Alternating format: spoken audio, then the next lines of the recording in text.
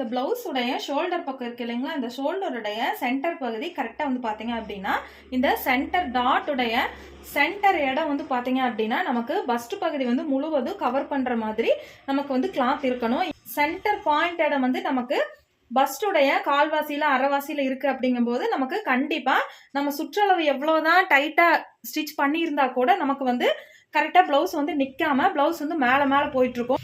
மேல போகுது அப்படின்னாலே இந்த பிரச்சனை வந்து பாத்தீங்க அப்படின்னா இந்த ஷோல்டர்ல இருந்து சென்டர் டாட் வரைக்கும் உண்டான உயரம் வந்து பிளவுஸுக்கு பத்தல அப்படிங்கறது தான் ஃபர்ஸ்ட் நம்ம புரிஞ்சுக்கணும்.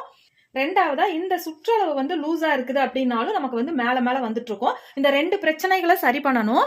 ஷோல்டர்ல இருந்து பஸ்ட் முழுவதும் கவர் பண்ற அளவுக்கு நமக்கு வந்து கிளாத் வந்து நீளமா இருக்கணும். ரெண்டாவதா இந்த சுற்றளவு வந்து சரியான அளவுல இருக்கணும். இந்த ரெண்டு பிரச்சனைகளை சரி பண்ணிட்டோம் அப்படின்னா நமக்கு பிளவுஸ் மேல மேல தூக்குற பிரச்சனை இல்லாம கரெக்டா இருக்கும். ட்ரை பண்ணி பாருங்க.